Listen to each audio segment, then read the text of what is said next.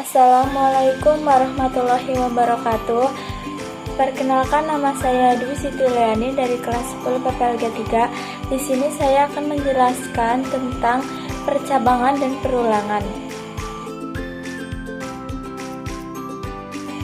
Pengertian percabangan. Percabangan adalah struktur dalam pemrograman yang digunakan untuk menentukan pilihan atau keputusan berdasarkan kondisi tertentu. Dengan percabangan, program dapat memilih perintah mana yang harus dijalankan sesuai keadaan yang terjadi. Percabangan bekerja dengan cara memeriksa suatu kondisi. Jika kondisi bernilai benar, true, maka program akan menjalankan perintah tertentu. Jika kondisi salah, false, maka program bisa menjalankan perintah lain atau tidak menjalankan apapun. Percabangan sangat penting dalam pemrograman karena hampir semua program membutuhkan pengambilan keputusan. Misalnya, menentukan siswa lulus atau tidak, menentukan login berhasil atau gagal, menentukan diskon belanja, menentukan kategori nilai, memilih menu dalam aplikasi. Dalam Python, percabangan menggunakan if, elif, else. Tujuan percabangan. Tujuan utama dari percabangan branching dalam pemrograman adalah untuk membuat program dapat mengambil keputusan sendiri dan berjalan secara dinamis. Yang pertama, membuat program berpikir otomatis, memungkinkan program merespon input yang berbeda dengan tindakan yang berbeda pula. Misalnya, jika password benar, masuk ke beranda, jika salah, tampilkan peringatan. Yang kedua, mengontrol alur jalannya kode, mengarahkan program untuk mengakses blok kode tertentu dengan melewati blok kode lainnya yang blok relevan dengan situasi saat itu. Yang ketiga, menangani berbagai kemungkinan skenario, membantu programmer mengantisipasi segala variasi data atau tindakan pengguna agar program tidak error saat menerima input yang tidak terduga. Yang keempat, validasi keamanan dan data, memastikan data yang masuk sudah sesuai syarat sebelum diproses lebih lanjut, seperti mengecek apakah usia pengguna sudah di atas 17 tahun atau memastikan saldo ATM cukup sebelum penarikan tunai. Yang kelima, menciptakan logika bisnis yang kompleks, menjadi fondasi untuk membuat fitur cerdas seperti sistem kecerdasan pembuatan AI sederhana, kalkulator, penentuan diskon belanja, hingga sistem tingkatan ranking dalam game. Adapun jenis-jenis percabangan, yaitu yang pertama, if.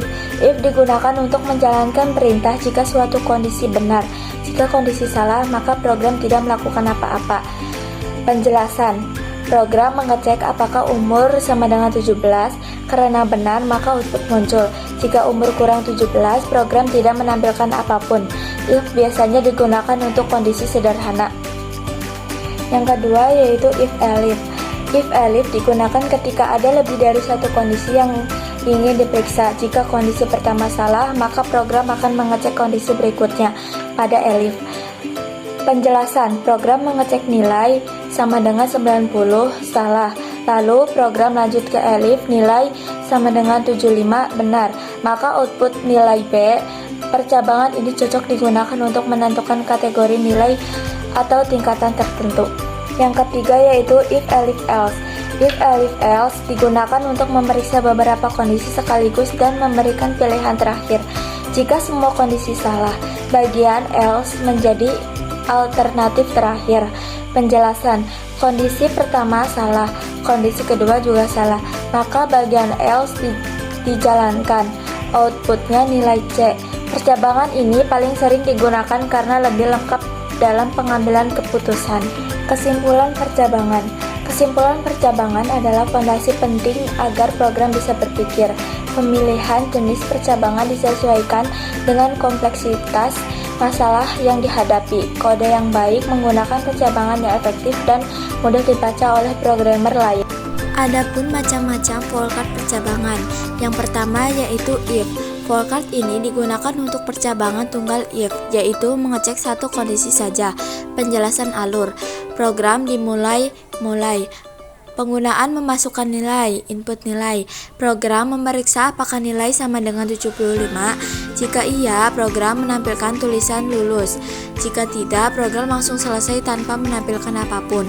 Program berakhir. selesai. Kesimpulan, flowchart ini digunakan untuk menentukan apakah seorang siswa lulus berdasarkan nilai minimal 75. Yang kedua yaitu if-elif. Flowchart ini digunakan untuk percabangan bertingkat if-elif, yaitu mengecek lebih dari satu kondisi. Penjelasan alur. Program dimulai. Pengguna memasukkan nilai input nilai. Program memeriksa apakah nilai lebih dari atau sama dengan 90. Jika ya, tampilkan A lalu selesai. Jika tidak, program memeriksa apakah nilai lebih dari atau sama dengan 75. Jika ya, tampilkan B lalu selesai. Jika kedua kondisi tidak terpenuhi, maka program akan langsung selesai. Contoh, nilai 95 output A, nilai 80 output B, nilai 70 tidak ada output. Kesimpulan, flowchart ini digunakan untuk kategori nilai. Nilai lebih dari atau sama dengan 90 A, nilai lebih dari atau sama dengan 75 dari kurang dari 90 B, nilai lebih besar dari atau sama dengan 75 tidak ada kategori yang ditentukan. Tiga yaitu if, elif, else. Penjelasan langkah flowchart. Yang pertama, mulai. Titik awal program dijalankan. Yang kedua, input nilai. Penggunaan memasukkan sebuah angka, misalnya skor ujian. Yang ketiga, pengecekan pertama nilai atau GEC 90. Jika nilai 90 ke atas, program mencetak A lalu langsung menuju selesai. Jika tidak, jika nilai di bawah 90, alur berlanjut ke pengecekan kedua. Yang keempat, pengecekan kedua, nilai atau GEC 75. Jika nilai antara 75 hingga 89, program mencetak B lalu menuju selesai. Jika tidak, jika nilai di bawah 75, program otomatis mencetak C lalu menuju selesai. Yang kelima, selesai. Titik akhir dari eksekusi program. Selanjutnya yaitu pengertian perulangan. Perulangan adalah struktur dalam pemrograman yang digunakan untuk menjelaskan suatu perintah secara berulang-ulang sampai kondisi tertentu terpenuhi. Dengan perulangan, programmer tidak perlu menulis kode yang sama berkali-kali. Cukup menggunakan perulangan, maka program akan mengulang perintah secara otomatis. Perulangan digunakan untuk mencetak angka berulang, menampilkan data, menghitung jumlah, membuat daftar, menjalankan proses berkali-kali. Dalam Python, perulangan menggunakan for, while, do while. Dibuat secara khusus karena Python tidak punya langsung. Tujuan perulangan. Tujuan utama dari perulangan looping dalam pemrograman adalah untuk mengotomatisasikan tugas yang sama atau serupa secara berulang-ulang dengan efisien. Yang pertama, menghindarkan duplikasi kode. Anda tidak perlu menulis baris kode yang sama berkali-kali secara manual. Prinsip DRY, don't repeat yourself. Yang kedua, menghemat waktu dan tenaga. Menulis 3 baris kode perulangan jauh lebih cepat daripada menulis 1000 baris kode manual untuk tugas yang sama. Yang ketiga, memperkecil ukuran program. Kode yang lebih ringkas membuat ukuran file aplikasi menjadi lebih kecil dan lebih ringan dijalankan. Yang keempat, mempermudah pemeliharaan. Maintenance. Jika ada perubahan logika, Anda hanya perlu memperbaiki satu blok perulangan saja, bukan mengubah ribuan baris kode satu persatu. Adapun jenis-jenis perulangan dan contohnya. Yang pertama yaitu for. For adalah perulangan yang digunakan ketika jumlah pengulangan sudah diketahui. Perulangan akan mengulangi perintah sesuai jumlah yang ditentukan. Penjelasan. Rank 5 berarti perulangan dilakukan 5 kali. Program akan mencetak tulisan halo sebanyak 5 kali. For sering digunakan untuk mencetak data, mengulang daftar, membuat tabel, menghitung angka. Yang kedua yaitu while. While adalah perulangan yang berjalan selama kondisi bernilai benar true. Jika kondisi masih benar, maka program akan terus diulang. Penjelasan. Program dimulai dari angka 1. Selama angka lebih dari 5, program terus berjalan. Setiap pengulangan angka bertambah 1. Saat angka lebih dari 5, perulangan berhenti. While cocok digunakan ketika jumlah pengulangan belum diketahui secara pasti. Yang ketiga yaitu do while. Do while adalah perulangan yang menjelaskan perintah terlebih dahulu, kemudian baru memeriksa kondisi, artinya perintah akan dijalankan minimal 1 kali, walaupun kondisi salah. Python tidak memiliki do while secara langsung, tetapi bisa dibuat menggunakan while true. Penjelasan: program menjelaskan perintah terlebih dahulu. Setelah itu, kondisi diperiksa. Jika kondisi terpenuhi, perulangan dihentikan dengan break. Perulangan ini digunakan ketika program harus dijalankan dulu sebelum pengecekan kondisi dilakukan. Kesimpulan perulangan. Kesimpulan perulangan adalah kunci utama untuk otomatisasi tugas dalam pemrograman. Gunakan for jika jumlah perulangan sudah pasti, dan gunakan while jika perulangan bergantung pada situasi tertentu. Pastikan perulangan memiliki kondisi berhenti yang jelas agar tidak terjadi infinite loop. Adapun contoh-contoh for card perulangan. Yang pertama yaitu for. For card ini digunakan untuk perulangan for yang akan menjalankan suatu proses berulang kali. Penjelasan alur. Program dimulai-mulai. Variabel i diberi nilai awal 1. Program memeriksa apakah i kurang dari atau sama dengan 5. Jika iya, tampilkan nilai dengan 1. I sama dengan i tambah i. Kembali ke langkah pengecekan. Jika tidak, program selesai.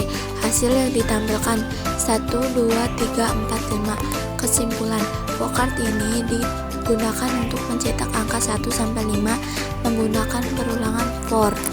Yang kedua yaitu while. Penjelasan langkah for card. Yang pertama, mulai, titik awal dari jalannya program. Yang kedua, inisialisasi. I sama dengan 1, variabel i diberi nilai awal sama dengan 1.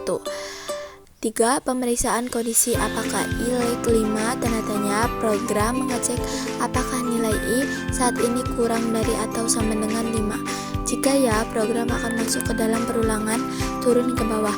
Jika tidak, program akan keluar dari perulangan dan menuju ke baris selesai. Yang keempat, cetak nilai print i. Program menampilkan nilai i saat ini ke layar. Penyandingan ulang. I sama dengan i ditambah 1.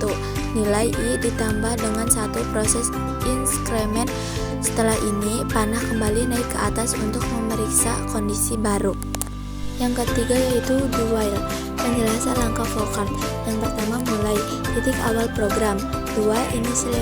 Inisialisasi angka sama dengan 1. Variabel angka diberi nilai awal 1. Yang ketiga, cetak nilai. Print angka. Program langsung mencetak nilai angka saat itu ke layar tanpa syarat terlebih dahulu. Yang keempat, penyandingan ulang angka sama dengan angka 1. Nilai angka ditambah 1. 5. Pemeriksaan kondisi apakah angka E 5 tanda tanya. Di tahap ini berulah kondisi diperiksa.